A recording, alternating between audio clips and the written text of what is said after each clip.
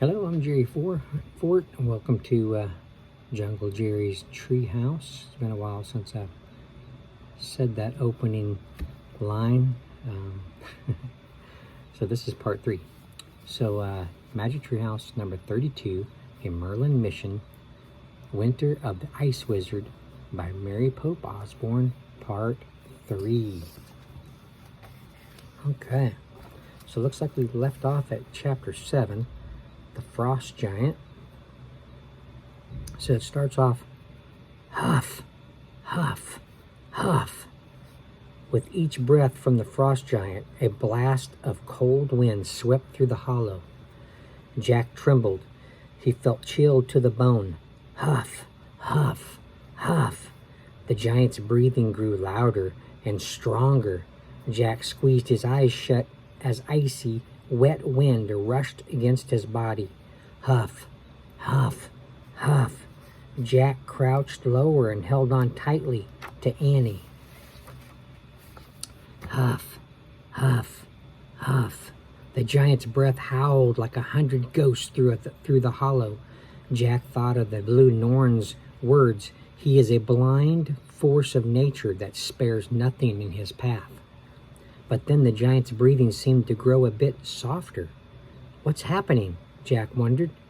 The breathing grew softer and softer. Maybe he's going to sleep, Annie whispered. The breathing became calm and steady. The wind died to a light breeze. I think the Frost Giant is sleeping, Annie whispered. We should try to sneak out of here. Okay, but keep your eyes down. Just look at the ground, whispered Jack. Right, whispered Annie. Their heads bowed. Jack and Annie crept cautiously across the floor of the hollow and began climbing up toward the crack. Jack's teeth chattered, but he couldn't tell if it was from cold or fear.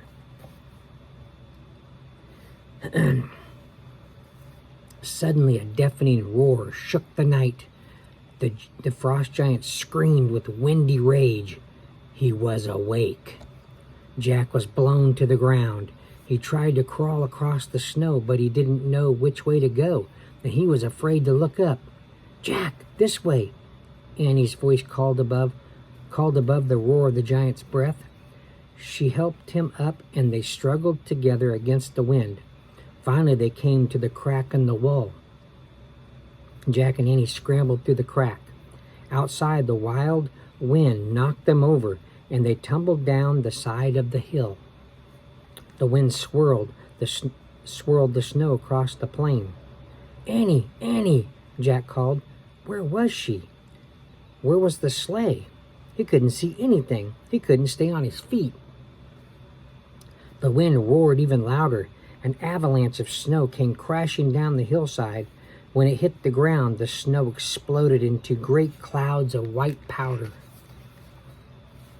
Jack, Jack!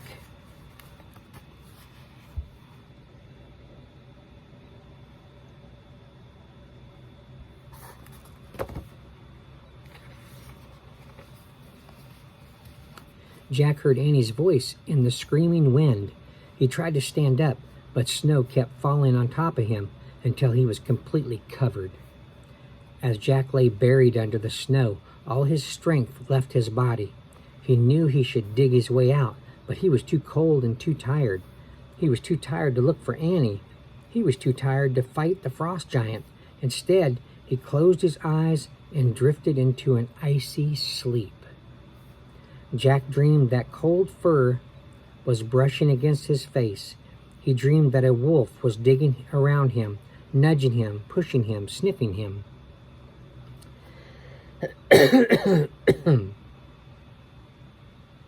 Jack opened his eyes.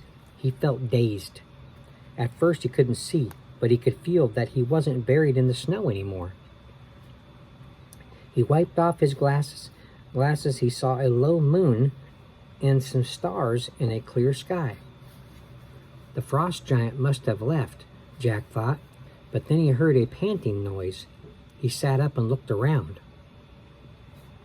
One of the white wolves was crouching right behind him. Jack scrambled to his feet. "Go away!" he shouted.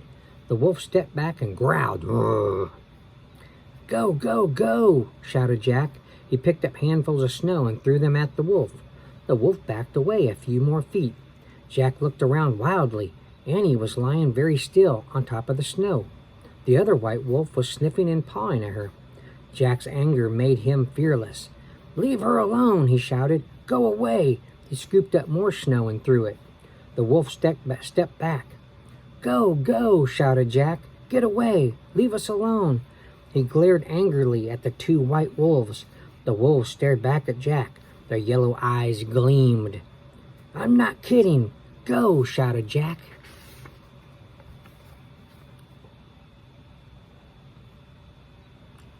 Jack stared fiercely at the wolves. Finally, the two wolves looked away. They glanced at each other and then slowly backed off. They looked at Jack and Annie one last time. Then they turned and trotted away over the snow. Jack rushed to Annie. He knelt beside her and lifted her head. Wake up," he said. Excuse me. Annie opened her eyes. "You okay?" Jack asked. "Yes, I dreamed about white wolves," Annie murmured. "Me too," said Jack. "And then when I woke up, they were here. They were about to eat us." "Really?" Annie sat up and looked around. "Yeah, but I scared them off," said Jack. "What about the frost giant?" Annie said. "He's gone too," said Jack. "Come on, let's get out of here." Jack helped Annie up from the snow. "Do you still have the wizard's eye?" Annie felt in her pocket. "Got it," she said. "Good." Jack looked around.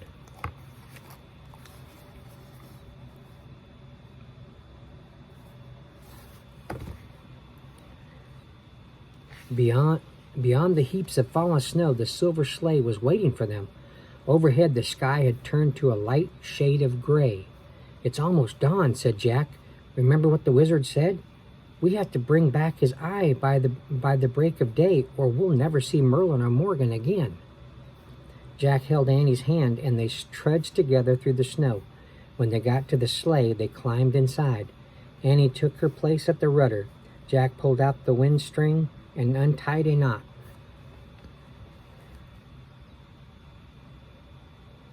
The breeze rocked the sleigh. Jack untied a second knot, and the sail began to fill. He untied a third, and the silver sleigh moved forward, gliding over the white ground. Swish, swish, swish. The sleigh moved through the thick snow and away from the hollow hill. As they sailed over the white plain, the sky was turning from gray to pale pink. "We have to go faster," said Annie. Jack untied a fourth knot. The wind whistled in his ears. The sleigh picked up speed. Annie steered it past the rocks and over the sea ice. She steered it over the plain. Excuse me. She steered it over the plain, south to the palace of the ice wizard. When the sleigh drew close to the palace, Jack tied a knot and they began to slow down. He tied 3 more, and the sleigh came to a stop. Jack and Annie looked around in the faint, cold light. "I wonder where Teddy and Kathleen are," said Annie. "They said they'd meet us here at dawn." Jack studied the vast white plain, but he saw no sign of their friends. He wished he had Kathleen's vision. "I hope they're okay," he said. "I hope they didn't run into the white wolves." "I have a feeling the wolves wouldn't hurt them," said Annie. "The wolf in my dream seemed nice." "Dream wolves are different from real wolves," said Jack. "I don't think we can wait for them," said Annie. "The eye has to be back by the time the sun comes up." "The eye," said Jack. "We never looked to see if it was inside the hailstone." Annie reached in her pocket and pulled out the hailstone. She held it up.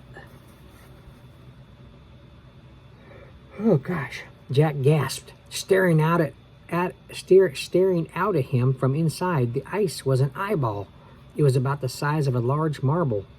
The eyeball was white with a sparkling blue center. "Oh, man," whispered Jack. "It's beautiful, isn't it?" said Annie.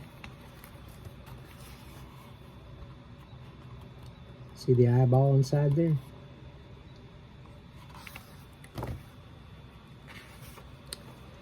"I don't know about that." Jack felt a little queasy. Seeing an eye outside of a human head was too weird for him. "Put it away for now," he said.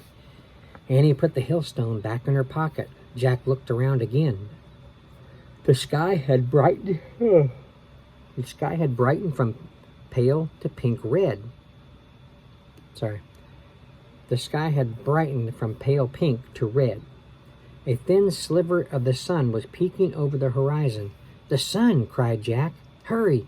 He and Annie jumped out of the sleigh and charged toward the palace.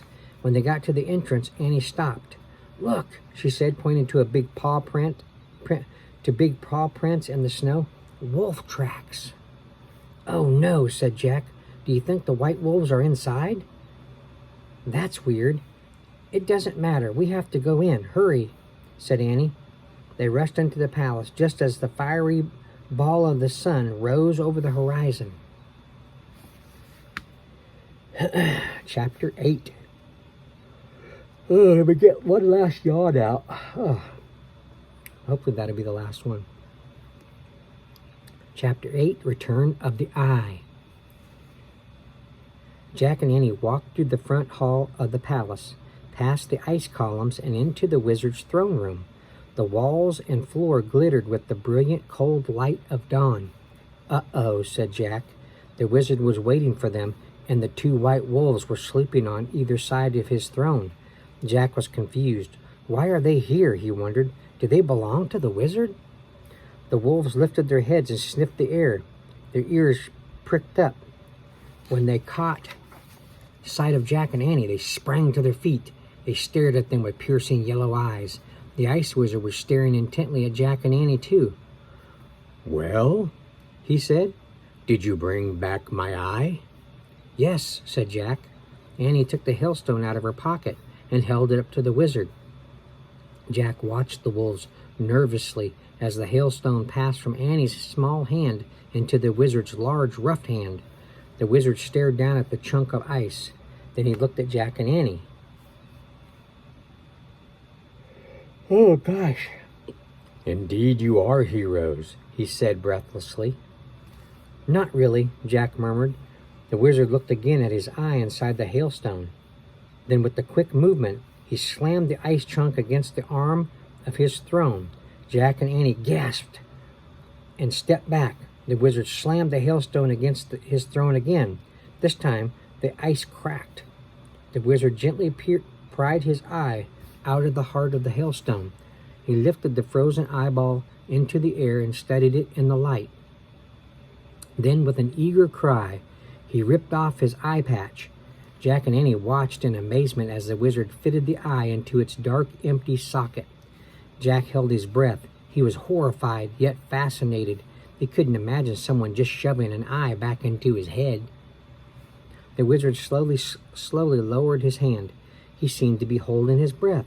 He had two eyes, but the new one didn't move. It looked as if it was still frozen. Jack grew worried. If the eye didn't work, the wizard might not help them.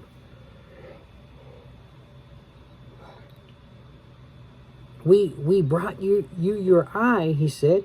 "So can you tell us where Merlin and Morgan are now?" The wizard jerked his head to look at Jack. He covered one eye with his hand. Then he covered the other. In a frenzy, he went back and forth, covering and uncovering each eye. Finally, the wizard dropped his hand and roared, "No!" The wizard's howl shook the ice columns. "You have tricked me." "No, we haven't," said Annie. "This eye is useless," cried the wizard. "It has no life, no sight." "But that's the eye you gave to the Norns," said Annie. You promised if we brought it back, you'd give us Merlin and Morgan." The two white wolves threw back their heads and howled. "Ow!" "No," cried the wizard. "You tricked me. You tricked me." "Let's get out of here," whispered Jack. He pulled Annie toward the ice columns. "Stop!" shouted the wizard. "You cannot escape me." He grabbed Merlin's staff of strength. The wolves growled and yelped. The wizard pointed the staff at Jack and Annie. He started to say a spell. "Roar-ee!" "Wait!" someone yelled. Teddy burst into the throne room. Wait! The wizard held his staff in the air. He stared wildly at Teddy. His face was twisted with rage. We have something for you, Teddy shouted at the wizard. Kathleen, he called. Kathleen stepped out from behind the ice columns. With her was a young woman with long braids. The woman wore a flowing dress. Around her shoulders was a white feathered cloak. Her eyes rested on the wizard, and a radiant smile spread over her face. She began walking slowly toward the throne. The wizard lowered Merlin's staff of strength. He stared back at the young woman. All the color drained from his face. For a long moment he was as still as a statue. Then an ice-blue tear leaked out of his frozen eye and ran down his white cheek. Jack and Annie stood with Kathleen and Teddy. They all watched the young woman and the ice wizard gaze silently at each other. Is she his sister, the Swan Maiden? Whispered Annie. Yes, whispered Kathleen. The Swan Maiden spoke to the ice wizard in a strange language. Valley Vin Owan. The wizard did not answer. Tears flowed gently now from both his eyes. Valley Vin Owan, the Swan Maiden said again. There's the Swan Maiden.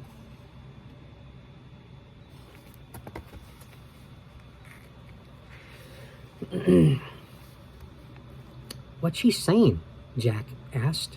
She is saying, I have come back to forgive you, said Kathleen. The wizard stood up.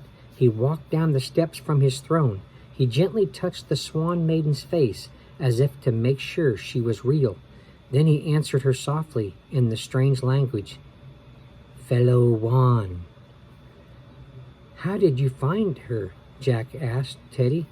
A seal took us under the ice to the Isle of the Swans, said Teddy. When we found her, I told her how much the wizard has missed her, said Kathleen. I also told her about the two of you and how you always help each other. I told her she should return to her brother and be his friend again. The wizard and his sister kept speaking softly to each other in their strange language. Warm sunlight shimmered through the palace windows. Annie stepped forward. Excuse me, she said. The wizard looked at her. My sister has returned home, he said with wonder.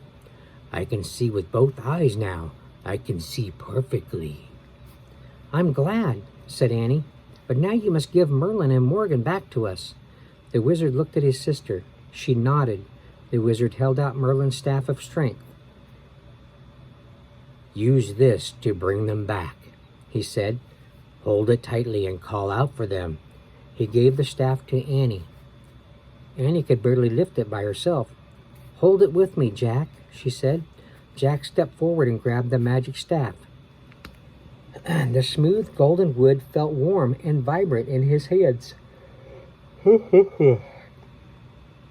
As they gripped the staff together, Annie threw back her head and called out, Merlin and Morgan, come back!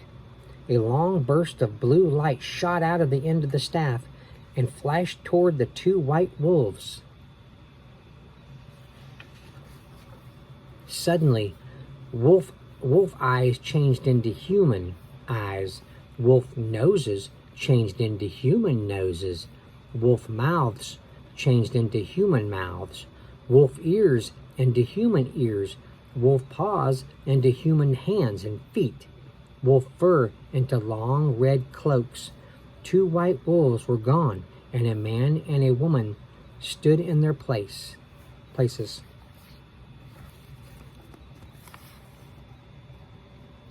So Morgan and Merlin were the two white wolves.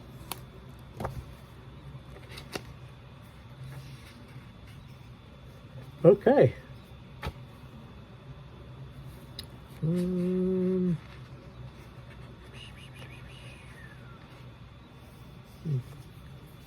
We can try to read on. Well, I agree. We better stop there. Let's just stop there. We're at chapter 9, Wisdom of the Heart. The next we'll read the ending. Okay, my lunch is over with, so thank you for watching. I appreciate it. Thanks for listening, and we'll see you on part 4. Okay, bye.